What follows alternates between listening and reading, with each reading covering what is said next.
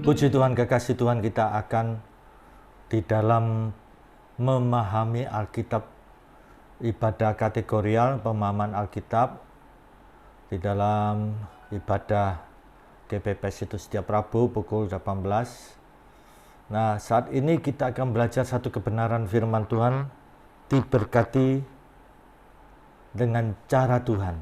Mari kita berdoa. Bapa Surgawi, pada saat ini di dalam pemahaman Alkitab, kami mau belajar kebenaran Alkitab, kebenaran firman Tuhan, untuk supaya kami di dalam hidup sehari-hari, dinamika hidup ini, kami mau menggunakan cara Tuhan. Itu sebabnya malam hari ini kami mau belajar kebenaran firman Tuhan, agar kami menjadi orang-orang yang diberkati Tuhan, supaya kami memberkati banyak orang, nama Tuhan dipermuliakan. Dalam nama Tuhan Yesus Kristus. Amin. Kekasih Tuhan, mari kita membaca satu kebenaran firman Tuhan di dalam Amsal 22 ayat 4. Amsal 22 ayat 4. Ganjaran atau upah, ya. Ganjaran upah kerendahan hati dan takut akan Tuhan adalah kekayaan, kehormatan, dan kehidupan. Kekasih Tuhan, bukankah tiga hal ini dicari banyak orang? Kekayaan, kehormatan, kehidupan. Tiga hal ini dicari orang-orang duniawi. Bahkan mereka memakai cara-cara yang asal mereka kaya. Mereka memakai cara-cara yang asal mereka mendapat kehormatan jabatan. Mereka memakai cara-cara yang asal mereka mendapat awet muda, tetap cantik. Nah, ini asal mereka kaya, mendapat kedudukan tinggi, mendapat tubuh yang awet muda. Nah, mereka bisa memakai segala cara, bisa menghalalkan segala cara, bahkan sampai dengan mistik. Kita melihat, kita mendengar, ada dengan cara pesugihan. Kita lihat juga ada yang pakai jimat-jimat untuk kenaikan jabatan. Ada juga dengan pasang susu supaya awet muda, tetap cantik. Nah, ini orang-orang duniawi mengejar tiga hal ini. Pokoknya, nah kalau sudah ilmu pokoknya aku sugih, pokoknya aku naik jabatan, pokoknya aku awet nom. Ini pokoknya, maka segala cara bisa dipakai. Saya ingatkan kepada kekasih Tuhan, iblis bisa memberikan semuanya ini. Bisa. Bahkan cara-cara duniawi pun bisa, Cara-cara duniawi itu penuh intrik-intrik, dan di baliknya itu juga bisa ditunggangi kuasa kegelapan. Nah, di sini kita mari belajar bersama-sama. Firman Tuhan sangat jelas. Ganjaran kerendahan hati dan takut akan Tuhan adalah kekayaan, kehormatan, dan kehidupan. Di sini kita tidak perlu munafik, kita perlu juga warga yang cukup secara ekonomi, warga yang dihormati. Demikian juga hidup kita bisa memberkati banyak orang. Nah, di sini yang perlu saudara pahami adalah kehendak Tuhan supaya kita diberkati. Supaya kita memberkati banyak orang, diberkati untuk memberkati, dipulihkan untuk memulihkan. Itu prinsip kebenaran firman Tuhan. Tapi perhatikan baik-baik kekasih Tuhan. Saya tidak menganut teologi kemakmuran, tidak. Di dalam setiap firman Tuhan yang saya sampaikan, pengajaran, ceramah, saya sangat menekankan berita salib Kristus. Salib Kristus. Sukses yang benar itu saya punya keyakinan itu melalui jalan salib, bukan jalan pintas, bukan.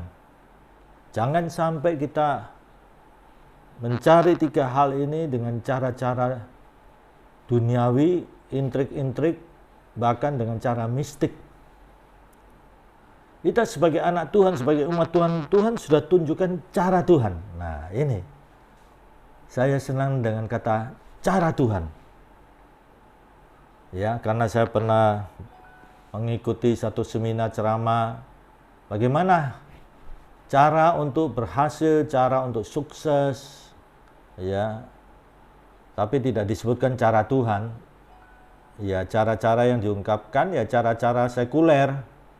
Ya, ada lagi mengatakan cara saya akan memberikan metode bagaimana cara saya, saudara, untuk berhasil, untuk sukses.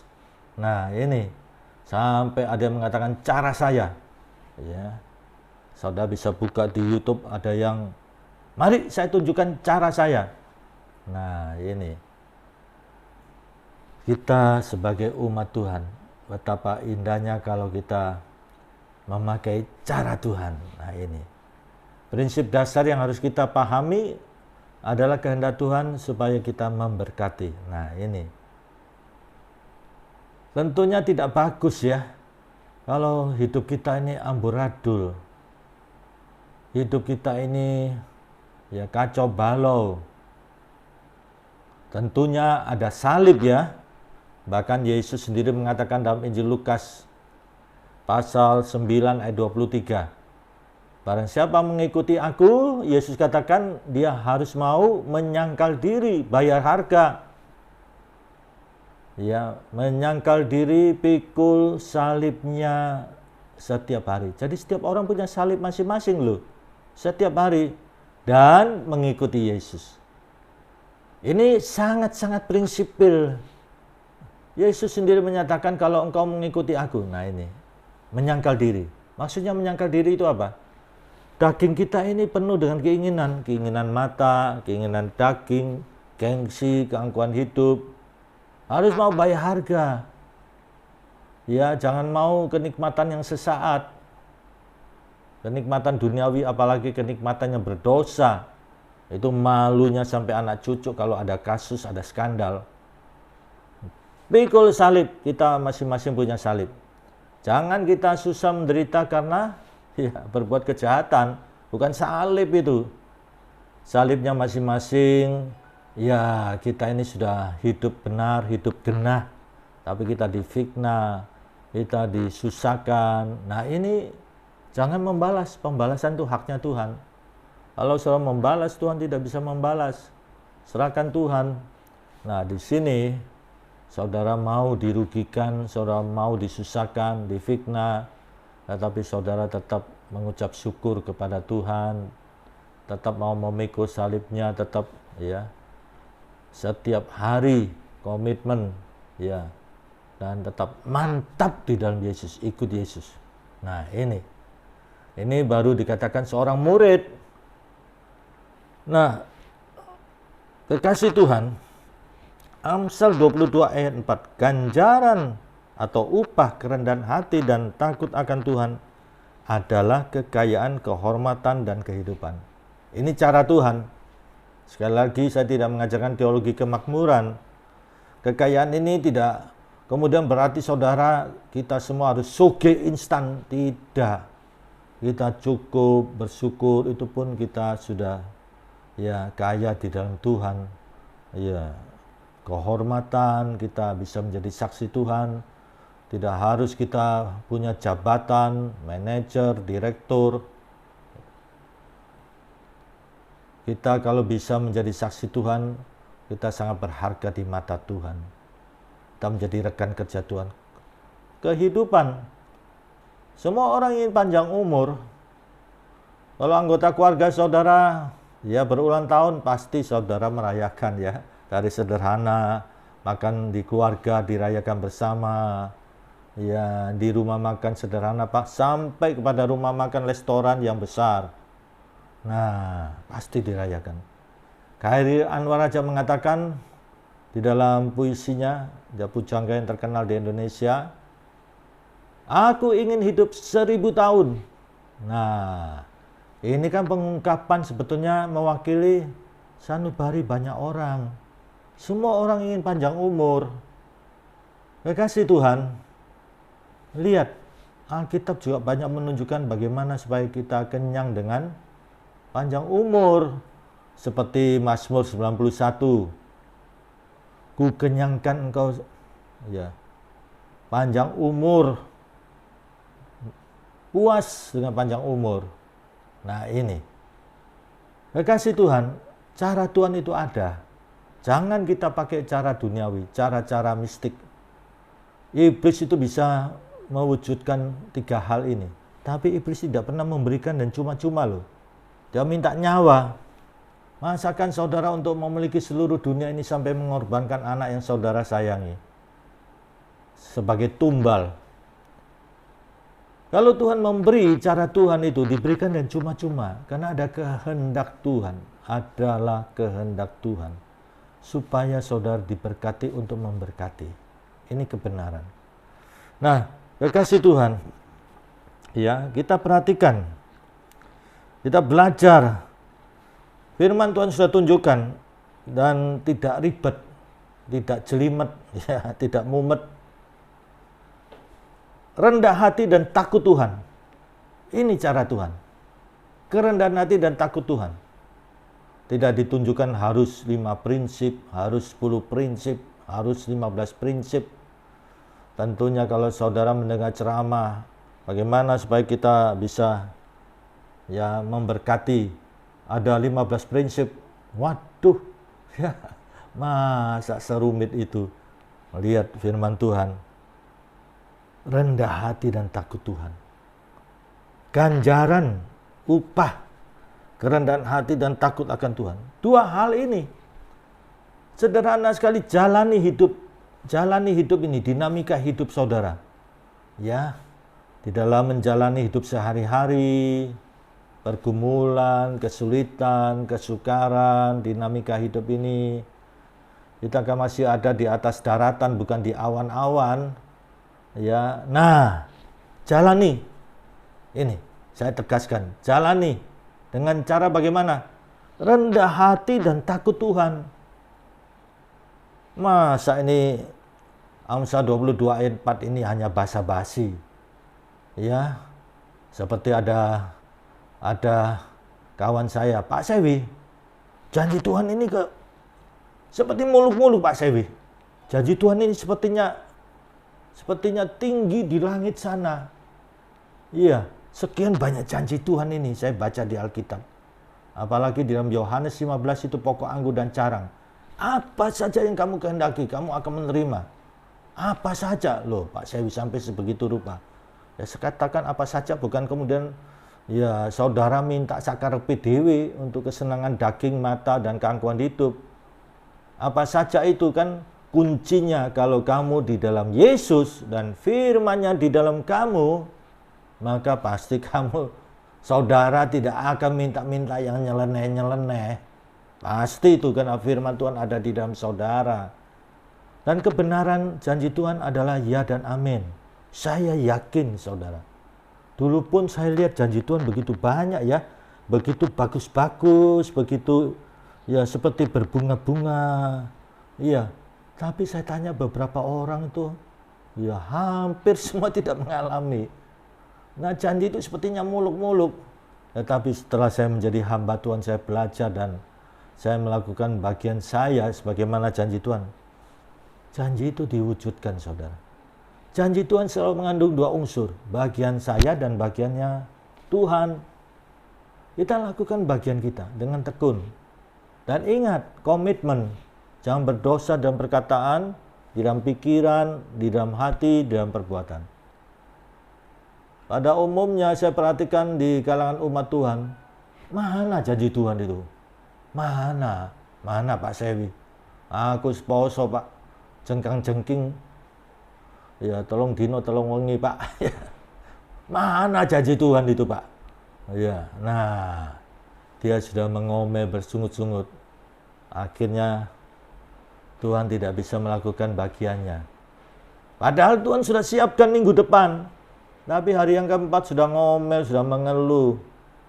Nah, ini jangan sampai terjadi. Kalau saya perhatikan ya, di dalam Yudas, ini jangan sampai terjadi loh. Ini akhir zaman loh. Perhatikan Yudas pasal 1. Yudas pasal 1. Lihat firman Tuhan di dalam Yudas pasal 1 ayat 14 sampai dengan 16. Demikian firman Tuhan juga tentang mereka, Henok. Nah ini, Henok kan hidup bergaul dengan Tuhan kan? Keturunan ketujuh dari Adam. Ya, keturunan ketujuh dari Adam. Telah bernubuat katanya, sesungguhnya, ini ada penegasan loh. Sesungguhnya Tuhan datang dengan beribu-ribu orang kudusnya. Hendak menghakimi semua orang dan menjatuhkan hukuman atas orang-orang fasik. Karena semua perbuatan fasik yang mereka lakukan. Dan karena semua kata-kata nista, lihat kata-kata nista, yang diucapkan orang-orang berdosa yang fasik itu terhadap Tuhan. Orang fasik itu orang tidak peduli Tuhan ya. Mereka itu orang-orang yang menggerutu. Nah ini, menggerutu dan mengeluh tentang apa? Nasibnya.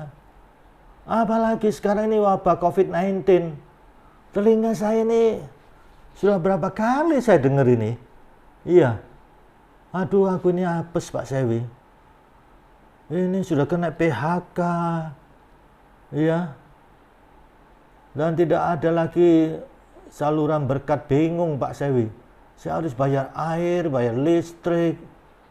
Ya, anak-anak sekolah. Kebutuhan sehari-hari. Bingung saya Pak Sewi. Saya stres Pak Sewi. Rasanya kudu ngamuk. Ya, sumpek aku. Nggak pegang uang ini sumpek Pak Sewi. Kalau dulu saya pegang uang karena saya kerja, gaji cukup, saya sudah toto. Ya, angsur ini, angsur itu, bayar ini, bayar itu. Jadi hidup saya ya penuh sukacita. Ya, happy. Saya bisa nyanyi happy ya. Sekarang Pak minta ampun sumpek saya Pak Sewi. Kudu ngamuk. Ya, istri ngomel, anak-anak minta ini, minta itu. Sumpek saya Pak Sewi. Nah ini. Nah, kasih Tuhan, masakan Tuhan biarkan dalam kondisi yang demikian. Itu sebabnya jangan sampai kita masuk bilangan. Ini kan akhir zaman loh. Mereka itu orang-orang menggerutu, mengeluh tentang nasibnya, hidup menuruti hawa nafsunya. Nah ini, ya pokoknya, nah ini kalau sudah pokoknya aku dapat duit, wis cara apapun, nggak peduli. Ya, nah ini, pakai hawa nafsu. Ini menghalalkan segala cara. Lihat, tetapi mulut mereka mengeluarkan perkataan yang bukan-bukan. Ini, ya, mulai ia mengeluarkan kata-kata yang tidak patut kepada hamba Tuhan, kepada Tuhan. Nah ini jangan sampai ya. Siapa kita berani ngatain Tuhan? Apalagi di sini menjilat untuk mendapat keuntungan. Karena saya sudah di PHK Pak Sewi, sudah tidak ada saluran duit masuk ke keluarga saya. Ya saya pakai segala cara, saya mengatakan jangan sampai ya nanti kasus, kemudian itu pidana, penipuan, masuk penjara saya mengatakan. Jangan sampai masuk penjara sekian tahun, tidak enak loh. Di kerangkeng, di ruang kerangkeng setiap hari demikian. Ya tambah depresi. Nah di sini pakai cara Tuhan, saya katakan pakai cara Tuhan. Saya yakin kalau kita memakai cara Tuhan, masa Tuhan itu merem. Lihat di dalam Injil Lukas ya 18, Yesus menegaskan supaya berdoa dengan tidak jemu-jemu. Berdoa dengan tidak jemu-jemu. Lihat. Ini, Yesus sendiri menegaskan loh. Ada kata menegaskan. Ini. Kalimat itu sangat jelas. Anak remaja, anak kecil pun bisa paham ya. Tapi berhubung manusia itu banyak alasan, banyak dalih. Akhirnya diberikan ilustrasi apa? Seorang janda. Janda ini sudah datang kepada hakim, dikatakan hakim yang lalim loh. Hakim yang tidak peduli Tuhan loh. Seandainya janda ini penginjil yang terkenal, ya, internasional, nggak peduli hakim ini. Dia hakim yang tidak takut Tuhan. Ya, nah ini. Lihat, dikatakan janda itu terus-menerus berseru kepada hakim itu, bela hambamu, bela, bela. Nah, hakim ini daripada diganggu terus, ya, terus diusik, akhirnya hakim itu membenarkan. Yesus mengatakan, camkanlah. Nah, ini, camkanlah. Masakan orang pilihan itu siang malam berseru-seru kepada Tuhan, masa Tuhan merem? Pasti Tuhan mendengar. Cuma masalahnya, nah ini Yesus mengatakan, ketika Yesus anak Allah itu datang kepada yang bersangkutan, sudah putus asa, sudah ngomel menggerutu. Aku ini sudah puasa Pak Sewi, 7 hari Pak Sewi. Tapi mana, tidak ada apa-apa yang terjadi. Nah, padahal Tuhan sudah rencanakan minggu depan berkat itu akan dinyatakan. Bulan depan atau tahun depan. Tetapi ini akhirnya berkat itu tidak menjadi miliknya. Karena dia sudah ngomel menggerutu, apalagi di sini. Lihat, sampai begitu rupa. Mengeluarkan kata-kata yang bukan-bukan. Dan juga putus asa, akhirnya segala cara menjilat orang untuk mendapat keuntungan. Nah, jangan pakai cara ini, tetapi kita memakai cara Tuhan.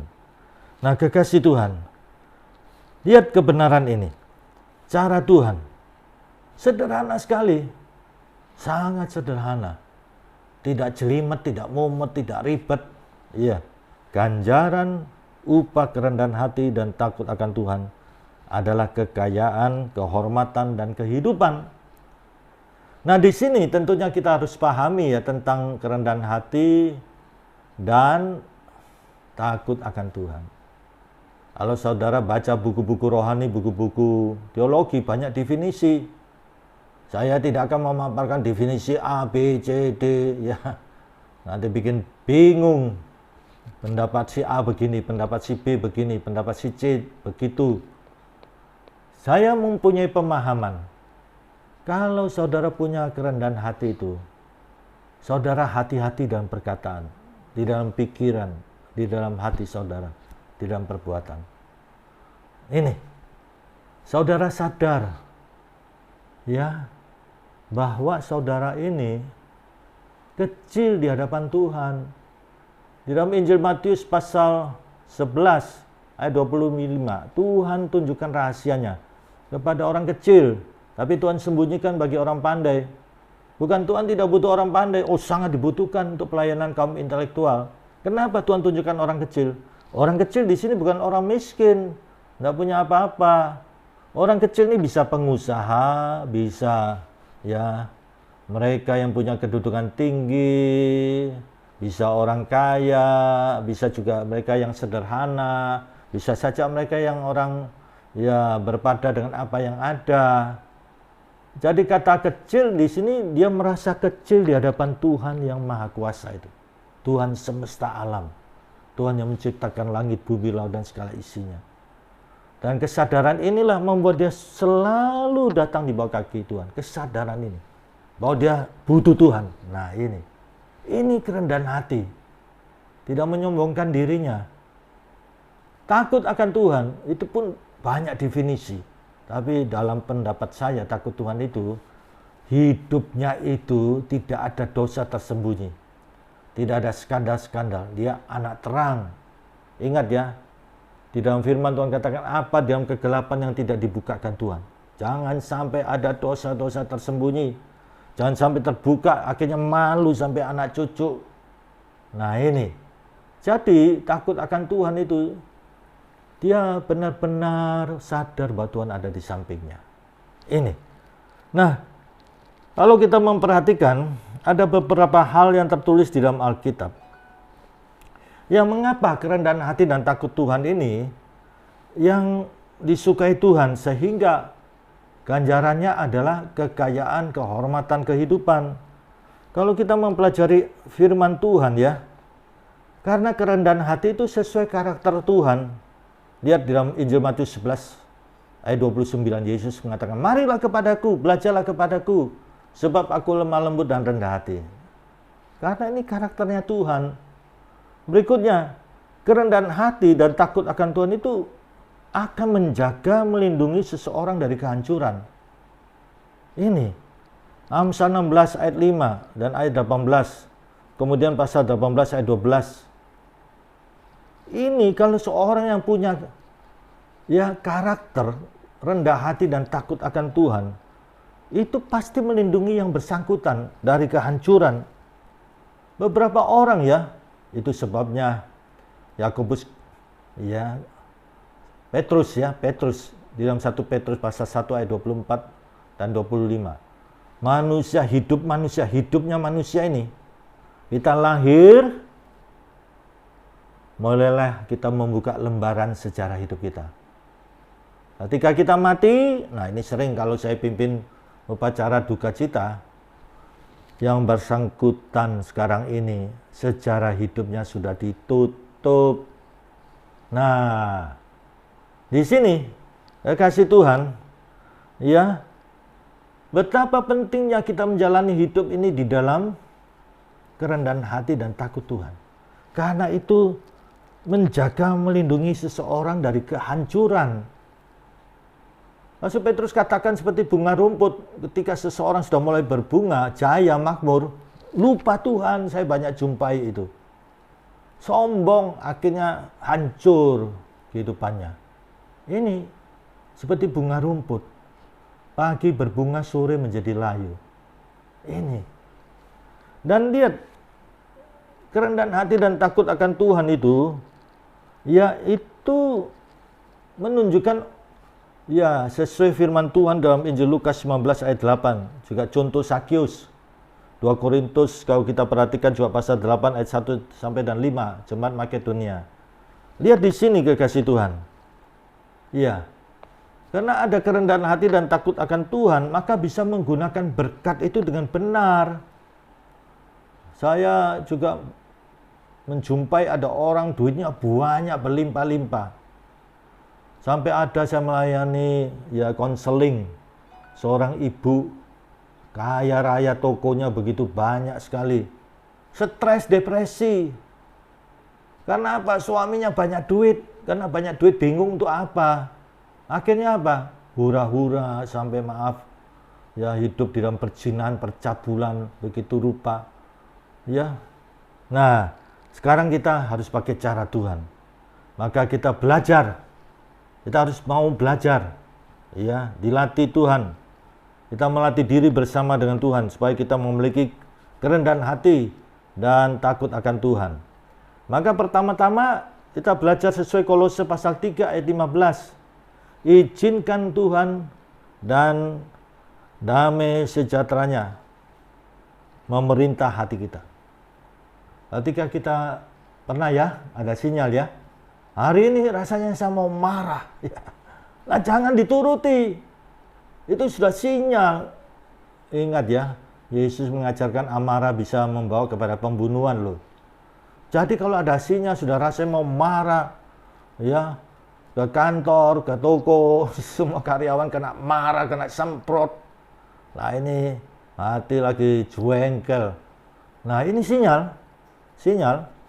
Saya ini sudah melihat beberapa aktivis hamba Tuhan itu kalau marah, ya buanting, buku itu dibuanting di depan saya. Pintu itu dibuanting, gebrak meja. Sampai begitu rupa. Ya. Nah ini, harus ada penguasaan diri. Ya, jadi saya perhatikan, jangan sampai kita terbawa temperamental itu, akhirnya terjadi masalah. Ya, nah lihat berikutnya, ya, kita perhatikan di dalam proses kehidupan ini. Dalam proses kehidupan ini, maka saya sudah menyampaikan dalam Injil Matius pasal 11 ayat 25 sampai 30 ya. Memiliki kesadaran penuh.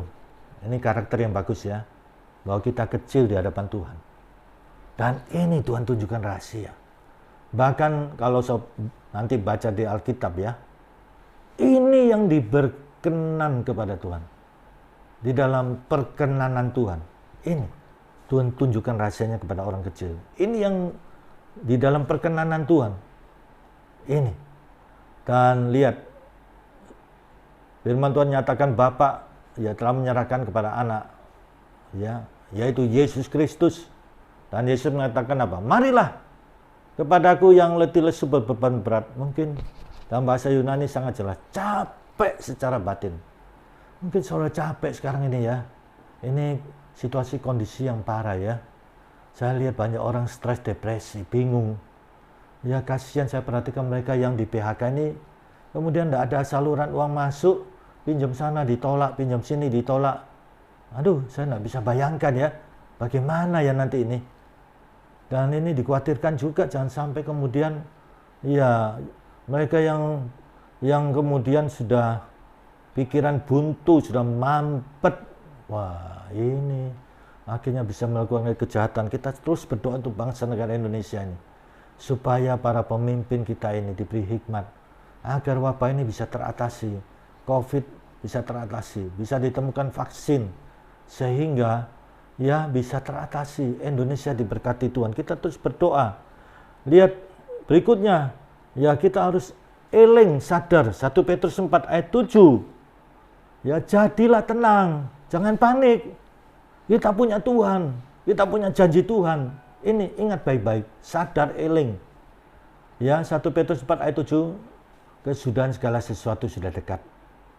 Ya, kuasailah dirimu, jadilah tenang, supaya engkau dapat berdoa. Nah, kita harus jadi raja atas segala temperamen ini. Jangan kita yang jadi ya dikuasai oleh emosi, ya, oleh temperamental, akhirnya terjadi masalah, ya KDRT atau kekerasan, atau terjadi sesuatu yang kemudian berkaitan dengan pidana, ya masuk penjara. Nah ini jangan sampai kemudian nyesel di belakang. Nah jadi ya kita harus memperhatikan betapa kita harus eling siuman dalam situasi kondisi apapun. Selanjutnya dikatakan apa? Ngerimo, mengucap syukur dalam segala hal. Harus belajar itu. Di balik pengucapan syukur ada mujizat Tuhan. Dengan kita mengucap syukur itu berarti kita meyakini janji Tuhan adalah ya dan amin. Lihat Yesus memberi makan sekian orang sampai 2 contoh loh, 5.000 orang. Kemudian 4.000 orang, belum termasuk perempuan dan anak-anak. Semua lapar. Nah ini kalau sampai sekarang ini, wabah yang sudah pandemi ini, orang kalau lapar, nah ini bahaya. Anak nangis, Pak, lapar Pak, ini bahaya. Akhirnya bisa pikiran kejahatan muncul. Nah di sini harus belajar mengucap syukur. Di dalam memberi makan 5.000 orang, 4.000 orang, lihat di 5.000 orang anak kecil punya 5 roti 2 ekor ikan, memberi sekian banyak orang makan. Dalam ilmu matematika, ilmu bisnis, nggak nyambung, nggak mungkin. 4.000 orang, lihat seorang mempunyai 7 roti beberapa ikan, memberi makan sekian banyak orang. Secara ilmu matematika, ilmu bisnis, tidak mungkin. Tetapi lihat ketika dipersembahkan kepada Yesus, Yesus mengucap syukur, dan Yesus mengucapkan berkat, mujizat terjadi. Nah di sini kekasih Tuhan, kita perlu tindakan iman, mengucap syukur. Jangan berdosa dalam perkataan, jangan berdosa dalam pikiran, jangan berdosa dalam hati, jangan berdosa dalam perbuatan. Komitmen itu apapun yang terjadi, mungkin saudara rugi, mungkin sampai tidak punya apa-apa, ya mungkin sampai aduh sumpah aku sampai gemertek ya. tetap puji Tuhan. Tetap puji Tuhan. Saya yakin, ya Tuhan akan memenuhi segala kebutuhanku sesuai surat Filipi. Ya menurut kekayaan Yesus Kristus. Demikian juga di dalam Filipi, segala perkara. Mungkin masalah ekonomi saudara katakan, ekonomi saya dapat kutanggung di dalam Tuhan yang memberkati saya. Nah ini kata-kata berkat, ucapan syukur, puji Tuhan. Puji Tuhan. Nah ini, jangan tersumpek marah-marah, caci maki, ancaman-ancaman, ya. Sampai ngatain Tuhan, aduh jangan sampai saudara, siapa kita ini. Ya, jangan sekali-kali mulut kita ini ngatain Tuhan. Ya. Nah, jadi betapa pentingnya bersyukur itu menyatakan ya tindakan iman. Berarti saya percaya janji Tuhan. Selanjutnya jaga persekutuan saudara dengan Tuhan. Karena Yesus mengatakan marilah, Yesus sendiri mengundang. Dalam bahasa asli yang capek secara batin, masalah banyak, satu belum selesai datang lagi. Capek saya Pak Sewi, capek saya pernah berapa kali dengar ini. Iya, datang belajar di bawah kaki Tuhan. Nanti Tuhan beri petunjuk, Tuhan berbicara dengan cara Tuhan.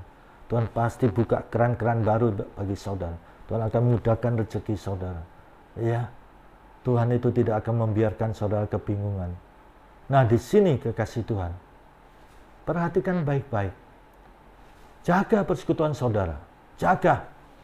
Sebagaimana ada 3 prinsip di dalam 1 Tesalonika pasal 5 ayat 17, ayat 16, 17, 18 ini.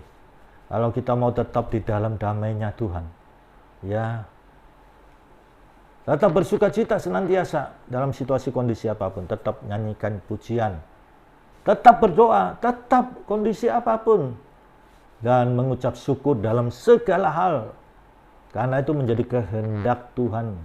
Nah, di dalam Yesus Kristus. Kemudian perhatikan, ya di sini tetap saudara memasyurkan Yesus. Nah, memasyurkan Yesus itu ya kehidupan saudara, pelayanan saudara. Jangan motong. Ya, coba gampang sekali saya dengar berapa kali itu. Wah, sudah merajuk, Pak. Terus gak mau melayani, Pak. Tersinggung dengan si A, si B, Pak. Nah, ini kalau kita melayani Tuhan gampang tersinggung, tidak bisa maju. Kalau tim kita ada orang yang gampang tersinggung, tidak bisa maju. Iya, jangan kita gampang menjadi orang tersinggung. Kita tetap memasyurkan Tuhan. Ini, jadi kita berbuah. Kalau kita menjadi rekan kerja Tuhan, sebagaimana amanat agung, kalau kita perhatikan ya. Lihat, Yesus mendekati murid-muridnya, proaktif. Segala kuasa di bumi di surga ada pada tanganku. Kemudian apa? Pergilah, beritakan kabar baik. Kata pergi ini tidak harus saudara ke pedalaman Papua, pedalaman Afrika. Itu ada orang tertentu khusus untuk pelayanan itu. Kata pergi di sini adalah tindakan iman.